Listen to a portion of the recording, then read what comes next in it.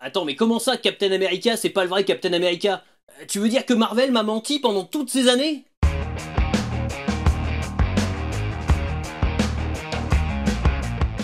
Salut à vous pauvres mortels et bienvenue sur Comics Rise, la chaîne qui lit à travers les pages de vos comics. Si on se retrouve aujourd'hui, c'est pour parler de l'époque bénie où on pouvait encore botter le cul à ces salopards de rouge. Si vous avez découvert Captain America au cinéma avec le MCU, vous ignorez sûrement jusqu'à l'existence des comics dont je vais vous parler aujourd'hui, et ça pourrait vous faire un sacré choc. Car oui, cette vidéo va totalement briser vos certitudes concernant la sentinelle de la liberté de Marvel Comics, jusqu'à vous faire perdre toute confiance en lui. Oui, alors t'as l'impression que c'est un peu survendu, mais tu vas voir que j'ai raison. Pour tout le monde, Captain America, c'est Steve Rogers, un maigrelet inapte au service pendant la Seconde Guerre mondiale qui accepte de jouer les cobayes pour devenir un super soldat portant les couleurs des États-Unis d'Amérique. Disparu avant la fin de la guerre en tentant d'arrêter un tir de missile nazi avec son acolyte Bucky Barnes, il est finalement retrouvé prisonnier d'un bloc de glace par les Avengers en 1964 avant de devenir le leader de l'équipe. Enfin ça, c'est la version officielle établie par Stan Lee en 1964 lorsqu'il a décidé de réutiliser le personnage créé par Joe Simon et Jack Kirby en 1941, parce qu'en fait, entre-temps, Captain America n'a pas chômé. Car oui, dans les années 1950, bien après la fin de la Seconde Guerre mondiale, Timely Comics, qui deviendra plus tard Marvel, a continué de publier des comics mettant en scène Captain America, dans lesquels Steve Rogers menait toujours son combat contre les ennemis de l'Amérique. Je vous expliquerai tout à l'heure comment Marvel a fait pour rendre tout ça plus ou moins cohérent, mais pour l'instant, parlons de ces fameux épisodes des années 50. À l'époque, les super-héros sont sur la pente descendante. Après la fin de la guerre, ils voient leur cote de popularité entamer une chute vertigineuse, ce qui va entraîner la disparition de bon nombre d'entre eux. Le genre super-héroïque, jusqu'alors prédominant dans la bande dessinée américaine, va céder sa place à d'autres univers, le western, la science-fiction ou encore les histoires de romance. Et seuls les héros les plus célèbres, comme Superman ou Batman, parviennent encore à tirer leur épingle du jeu. Captain America, lui, est viscéralement lié au conflit qui vient de déchirer la planète, un vrai désavantage quand les lecteurs cherchent plutôt à se changer des idées. Après 2 numéros renommés Captain America Weird Tales et versant sans succès dans l'horreur avec un rendu assez halluciné, la série est annulée après 75 épisodes en 1950. D'ailleurs, Captain America n'apparaît même pas dans le 75e et dernier numéro, se résumant à une simple mention sur la couverture, c'est dire si le personnage est à bout de souffle à cette époque. Heureusement pour Timely, la fin de la Seconde Guerre mondiale ne marque pas la fin des conflits pour les États-Unis. En effet, les alliés d'hier sont bien souvent les ennemis d'aujourd'hui, et les tensions avec l'Union soviétique à l'origine de cette période que l'on appelle la guerre froide vont inspirer les nouvelles aventures de la sentinelle de la liberté. En 1953, Timely, devenu Atlas Comics, modifie le sommaire du périodique Young Men, jusqu'alors consacré à des histoires de guerre, pour y faire réapparaître ses super-héros de l'âge d'or, la première torche humaine, Namor the Submariner et bien évidemment Captain America. Sortant de sa retraite bien méritée, où il coulait des jours heureux en tant que professeur, Steve Rogers, toujours accompagné de Bucky, va devoir reprendre son bouclier pour stopper Crâne Rouge, ayant pour projet de monter un syndicat du crime en s'appuyant sur l'aide des communistes. D'ailleurs, dans le 27e numéro de Young Men, Cap et Bucky vont échapper à un piège de Red Skull qu'ils vont laisser pour mort en plein milieu de la chaussée après un accident de la route. Je veux dire, je sais pas si vous vous rendez compte de la violence de cette case, mais moi je trouve ça assez dingue. En 1954, Atlas relance la série en reprenant la numérotation originale, sous le titre Captain America Commie Smasher. Devenu un casseur de communistes, notre bon vieux Cap reprend donc ses aventures comme si de rien n'était. Il faut dire que nous sommes en plein McCarthyisme, période où, sous l'impulsion du sénateur Joseph McCarthy, les États-Unis vont s'enfoncer dans un phénomène alliant peur et paranoïa autour du communisme, chassant les espions infiltrés avec des techniques qui n'avaient rien à envier à l'Inquisition. Mais faute de rencontrer un réel succès, peut-être à cause de son aspect propagandiste un peu trop assumé et de la redondance des thématiques abordées, cette nouvelle mouture de la sentinelle de la liberté ne va connaître que 3 numéros, avant que le personnage ne retombe dans l'oubli pour un certain temps. Vous pouvez retrouver ces épisodes dans un volume de la collection Décennies intitulé Captain America, la légende Marvel dans les années 50, disponible en français chez Panini Comics.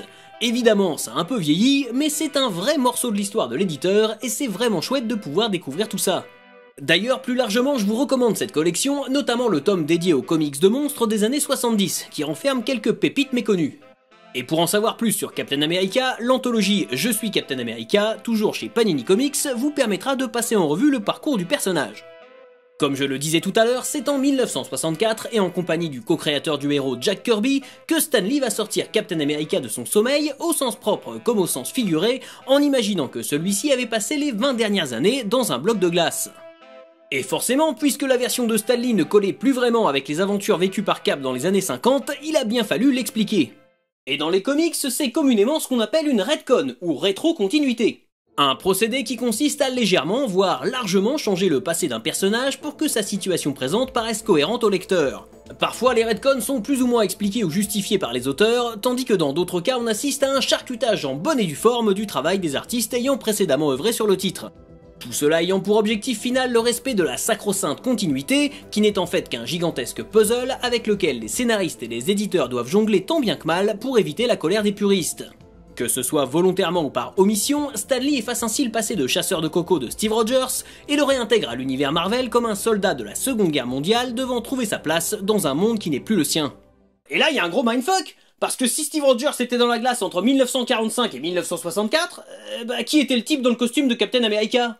Dans le cas présent, nous sommes face à une double retcon, puisque pour justifier cette situation, il va falloir créer un remplaçant à Steve Rogers ayant œuvré pendant la période où il était prisonnier des glaces de l'Arctique. Alors premièrement, pour dissiper tout malentendu, les personnages présentés dans Young Men ou les numéros de Captain America dans les années 1950 sont bien Steve et Bucky.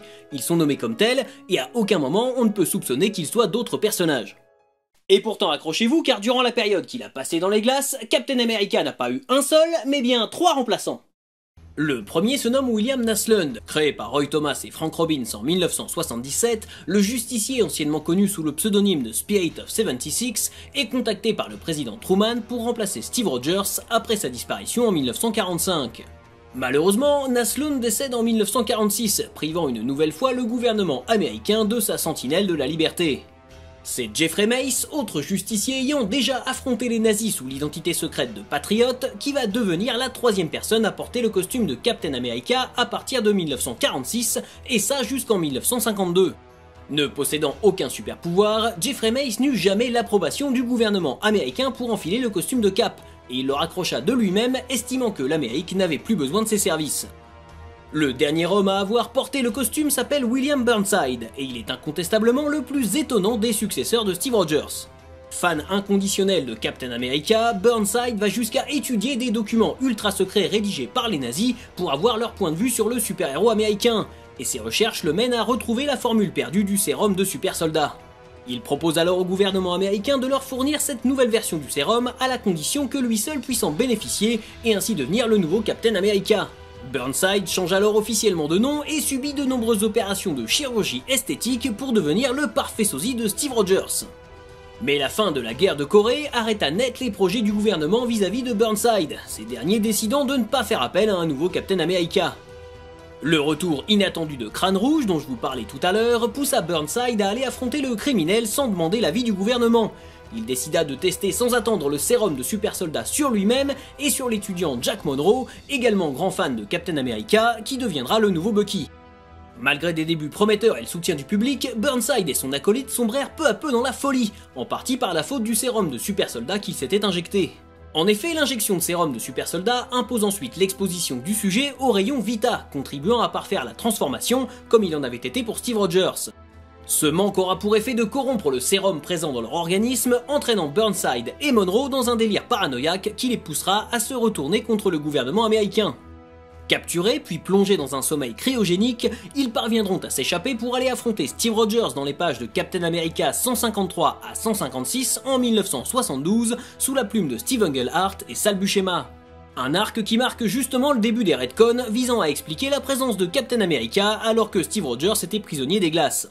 Et le plus dingue dans cette histoire, c'est que lorsqu'il est extirpé des glaces de l'Arctique, Steve Rogers n'est pas plus légitime qu'un autre à porter le costume de Captain America.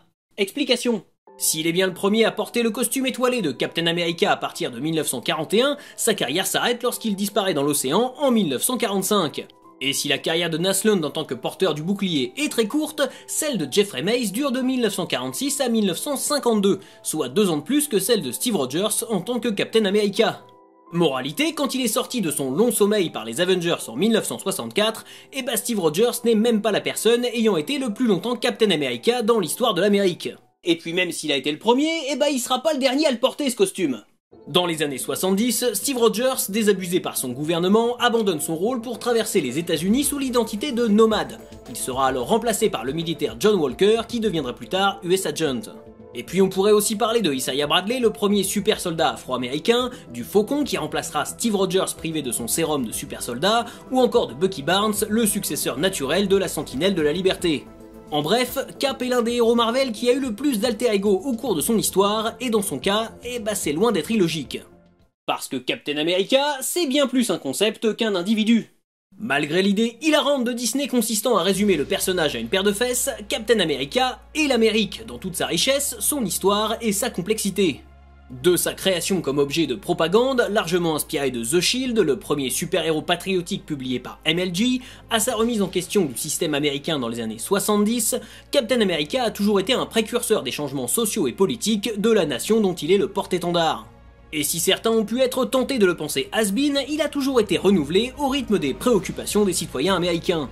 D'une ère moderne post-11 septembre aux polémiques infondées de fans décérébrés autour de Captain Hydra, le héros de Joe Simon et Jack Kirby a su démontrer son unicité et son universalité bien au-delà des frontières des États-Unis. Alors qui est vraiment Captain America? Steve Rogers, Jeffrey Mace, Sam Wilson, Bucky Barnes, ou bien plus simplement un personnage qui, au-delà de son véritable visage, porte des valeurs si puissantes que nul imposteur ne saura salir son image. J'ai pris beaucoup de plaisir à écrire cette vidéo, même si ça a été un peu prise de tête par moment, donc j'espère avoir été assez clair. Je compte sur vous pour la faire tourner un maximum sur les réseaux sociaux, puis n'hésitez pas à me dire dans les commentaires qui est votre Captain America préféré, ou en tout cas celui que vous trouvez le plus intéressant. C'est toujours sympa de pouvoir en débattre avec vous. Voilà, jusqu'à la prochaine fois, je compte sur vous pour avoir de saines lectures. On continue à parler de comics sur les réseaux sociaux, partagez cette vidéo, et n'oubliez pas de vous abonner à la chaîne pour ne pas rater la prochaine.